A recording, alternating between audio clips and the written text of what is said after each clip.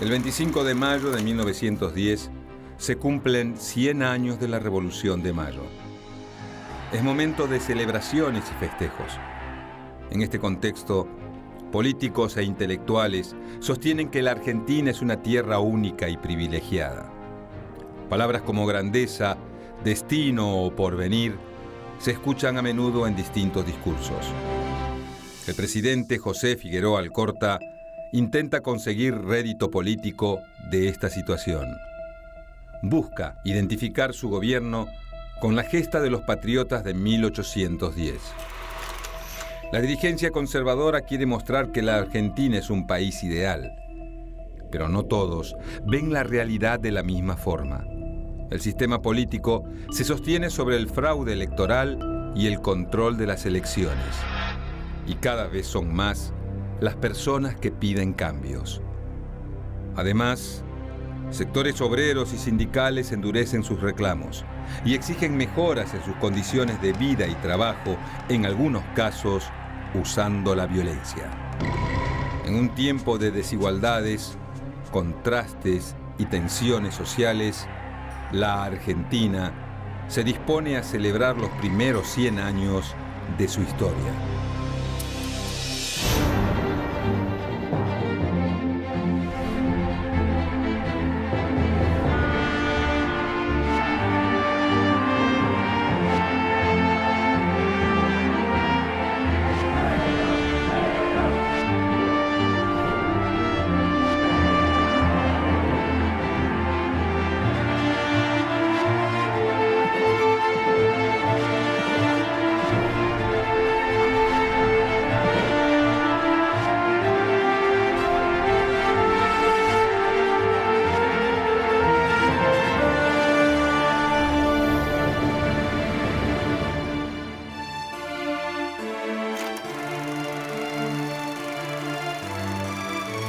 Desde fines del siglo XIX, los representantes del poder político y económico del país buscan transformar la ciudad de Buenos Aires en un faro de civilización.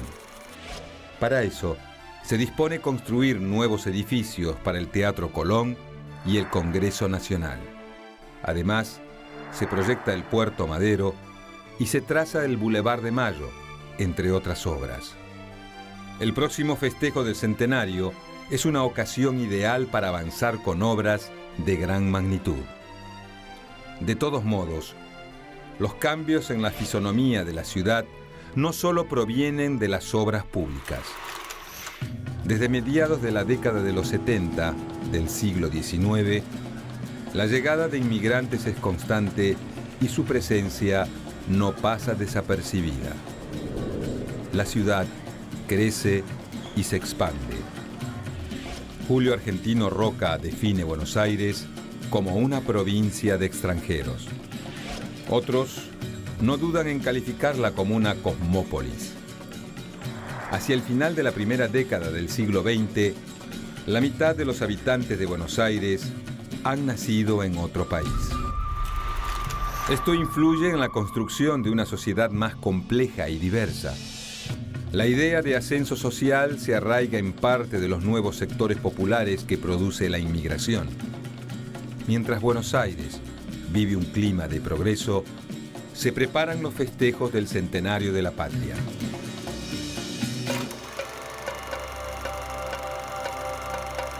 Las celebraciones se comienzan a planificar en 1906. Se crea una comisión de notables encargada de organizar la celebración, aunque su actividad se reduce durante largo tiempo a lo estrictamente protocolar. En el transcurso de este año, fallece el presidente de la Nación, Manuel Quintana. Lo reemplaza su vice, José Figueroa Alcorta, quien se plantea acabar con la hegemonía de Julio Argentino Roca sobre el sistema político. Durante 1908, las tensiones entre Figueroa Alcorta y el roquismo se hacen más evidentes. Los sectores parlamentarios que respondían a Roca rechazan el presupuesto presentado por el Ejecutivo. La decisión del presidente es tajante. Cierra el Congreso y se dispone a gobernar por decreto. en 1909, promulga una ley que extiende el festejo del centenario a todo el territorio nacional. A partir de esta norma, se proyectan obras en distintos rincones del país. Se prevé la construcción del monumento a Güemes en Salta, a la bandera en Rosario y al Ejército de los Andes en Mendoza, entre otros.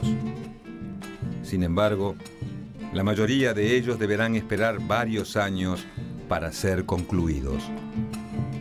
Asimismo, se proyecta construir en la entrada del puerto de Buenos Aires una gran imagen de la República, tomando como modelo la Estatua de la Libertad. A estos tributos se suman los que las colectividades extranjeras residentes en el país planean en Buenos Aires. El gobierno conservador concentra sus expectativas en los festejos del centenario. Pero muchos sectores de la población esperan que se solucionen otros problemas.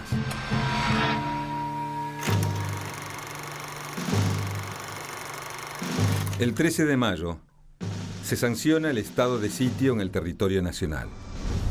Con esta medida, el gobierno logra poner en jaque todo tipo de manifestación vinculada al movimiento anarquista y obrero en general.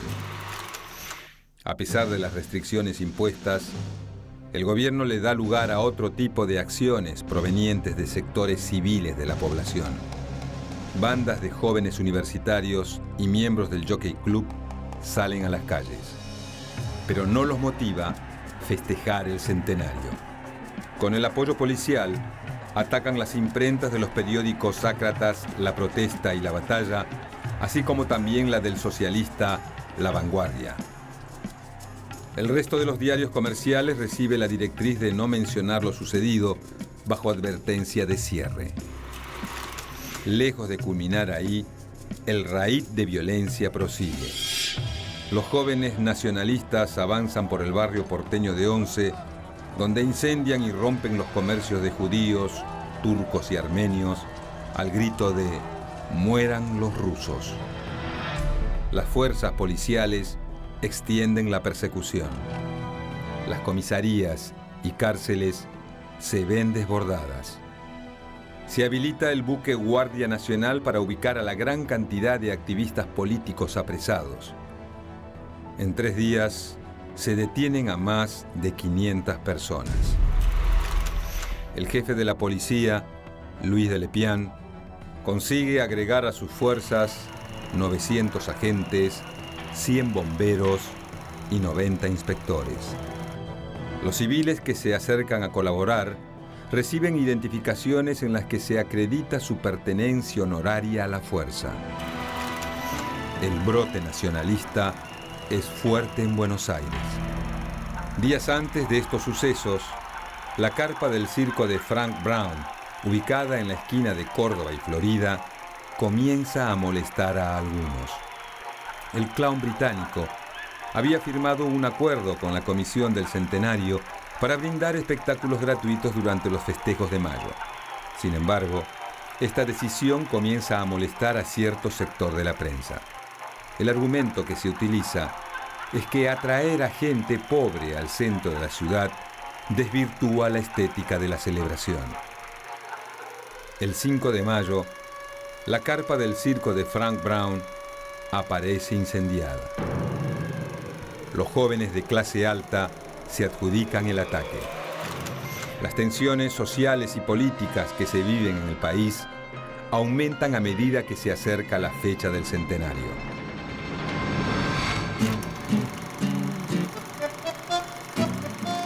A poco más de una semana para que comiencen los festejos, el clima de júbilo poco a poco se instala entre los argentinos. Uno de los motivos por los que se vive en tiempos optimistas no está relacionado a los festejos del centenario, sino al paso del cometa Halley. Algunas marcas de cigarrillos o vinos generan avisos y envases evocadores de la llegada del cometa para aumentar las ventas. El cuerpo celeste también sirve de motivo para un popular tango. A pesar de las predicciones del astrónomo francés Camille Flammarion, el paso del cometa no provoca el fin del mundo. La otra causa que despierta entusiasmo entre los porteños es la llegada de la enviada de la realeza española. La infanta Isabel de Borbón, tía del rey Alfonso XIII, arriba al país para participar de los festejos por el centenario. El gobierno monta un despliegue grandilocuente para recibir a la comitiva real española. El 18 de mayo, la embarcación es recibida por una división naval en el Río de la Plata, mientras resuenan sirenas junto a los compases del himno nacional y de la marcha real. El intendente de Buenos Aires, Manuel Guiraldes, es el encargado de darle la bienvenida a la visitante. Todo es optimismo y alegría por la llegada de la infanta. Entretanto, el presidente Figueroa Alcorta vive un momento tenso. Una huelga de choferes de coches de alquiler hace peligrar su participación en el acontecimiento. El ritmo normal de la ciudad está trastocado. Finalmente, Figueroa Alcorta logra llegar a destino y se encuentra con la enviada española. Ambos son trasladados en un carruaje oficial hacia la Casa de Gobierno. En el trayecto, cientos de personas se asoman a saludar enarbolando banderas argentinas y españolas, y una multitud se congrega para esperar a la infanta. Es el comienzo de una serie de agasajos que se le brindan a la enviada española. En la estancia que la familia Pereira Iraola posee cerca de La Plata, se lleva a cabo una fastuosa recepción. El 21 de mayo se realiza la revista naval ante 50.000 espectadores. 28 buques de flota argentina y 19 barcos de guerra de distintas naciones viajan desde Buenos Aires hacia Ensenada. Estas muestras de aprobación pública parecen confirmar la concepción del gobierno de que el conflicto social es obra de inadaptados y desagradecidos inmigrantes. Todo aquel que proteste contra el orden establecido es considerado una amenaza para el país.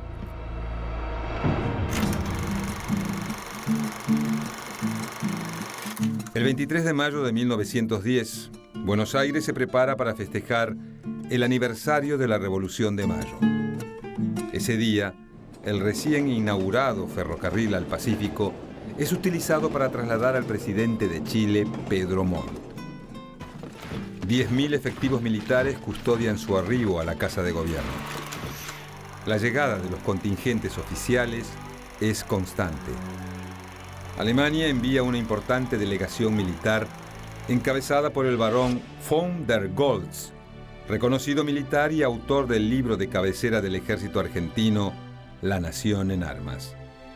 La delegación británica es largamente esperada, pero se ve imposibilitada de asistir por el duelo que se vive ante la muerte del rey Eduardo VII. La única grieta en el amplio operativo de recepción se produce con el enviado de la Cancillería italiana, que arriba de improviso a un muelle donde nadie lo espera. No obstante, la numerosa comunidad italiana que reside en Argentina se hace notar. Faltan pocas horas para que comience el acontecimiento tan esperado. Se realiza un desfile entre el Congreso y la Plaza de Mayo, encabezado por el comité organizador, los socios del Círculo Militar y el Centro Naval. En el cortejo participan veteranos de la Guerra del Paraguay y de la Campaña del Desierto. De esa manera, se da inicio oficial a la fiesta. Al mismo tiempo se coloca la piedra fundacional del monumento a Cristóbal Colón, regalo de la colectividad y el gobierno italiano al país. El 24 de mayo se brinda un banquete de gala a los enviados extranjeros en la Casa Rosada. Y por la noche se realiza una reunión en la mansión de Agustina Luro de Sancinena. Allí, los enviados extranjeros y los representantes de la clase alta local se reúnen para los festejos. A las 12 de la noche suenan los acordes del himno nacional argentino. Comienza el centenario de la Revolución de Mayo.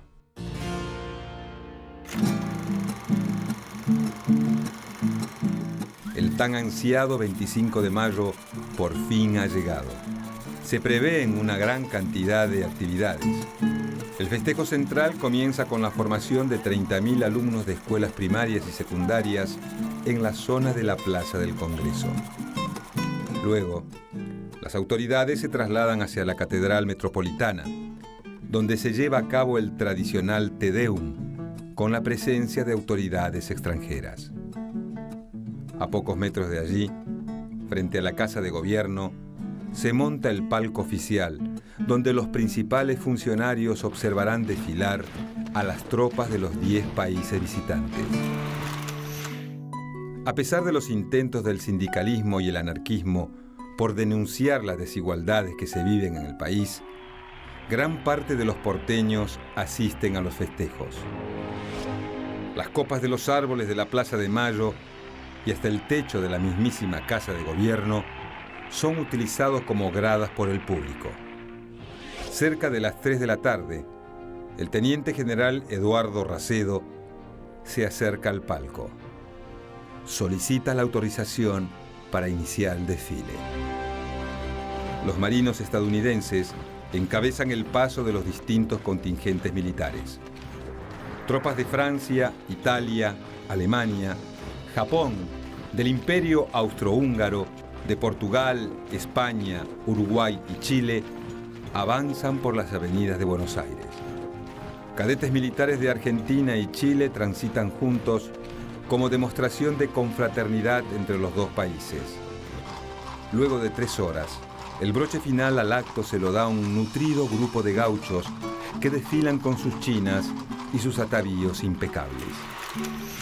Ya entrada la noche, los edificios céntricos iluminan sus puertas y ventanas con guirnaldas de lamparitas eléctricas. Pero, luego de media hora, la mitad de las lamparitas dejan de funcionar. Hay quienes atribuyen la falla a un desperfecto técnico ocasionado en la usina generadora de luz. Pero otros hablan de un sabotaje anarquista.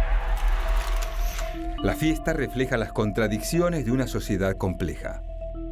A pesar de la masiva adhesión de los sectores populares, el evento estuvo organizado desde el seno de la élite gobernante. Las celebraciones no logran acallar las demandas del movimiento obrero, y el régimen político está decidido a reprimir cualquier protesta.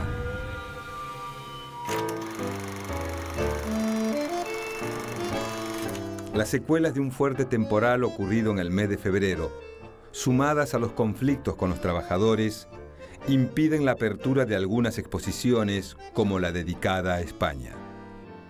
Ante el retraso de las obras, solo se inaugura un tramo de esta exposición para que sea recorrida por la infanta Isabel.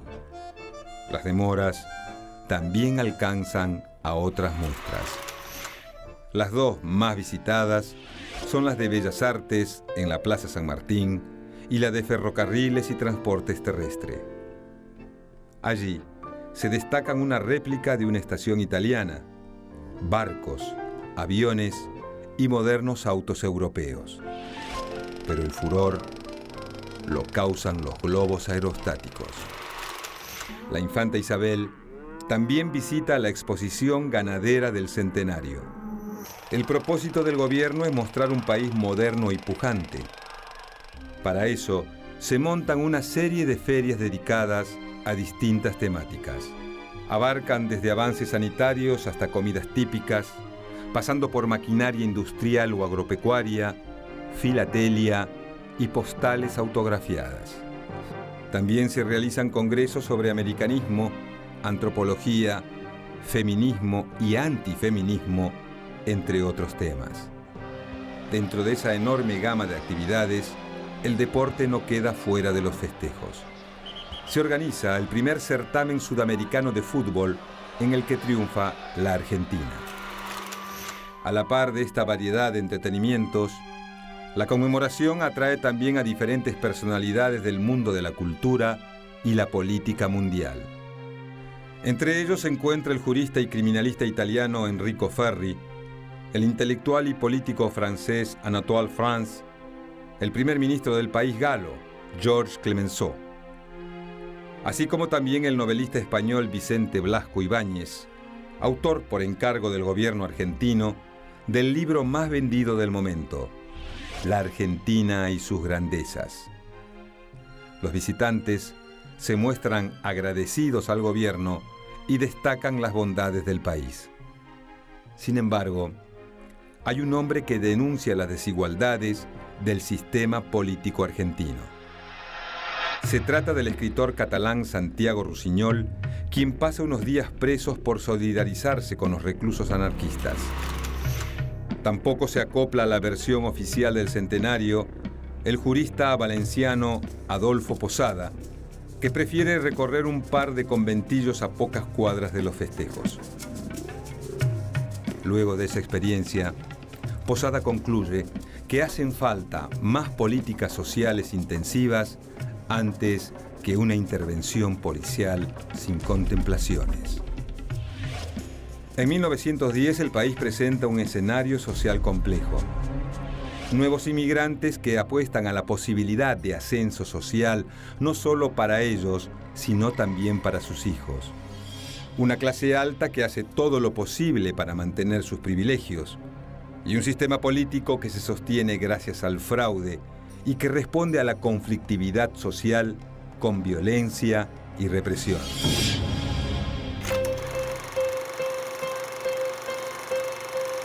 El 26 de junio de 1910, una bomba estalla en una función del Teatro Colón. Las butacas 422 y 424 vuelan por los aires. 5 personas quedan heridas gravemente. La opinión pública oscila entre la consternación y el miedo. Frente a la gravedad del hecho, se debate y aprueba rápidamente un nuevo proyecto que amplía los alcances de la ley de residencia. Se prohíbe cualquier tipo de reunión o acto en el que se difundan consignas o símbolos anarquistas, así como la posesión de material considerado subversivo. Las penas contempladas para estos casos varían entre los 20 años de prisión y la expulsión del país. A todo ello, hay que sumarle la potestad del Estado de sentenciar a muerte a quien comete un atentado y ocasione pérdidas de vidas. La nueva normativa es conocida como la Ley de Defensa Social. A pesar de la imagen de prosperidad y modernidad que se intenta mostrar, el gobierno consolida su perfil más autoritario. La violencia institucional y la represión son las respuestas a las demandas de un sector cada vez más grande de la población.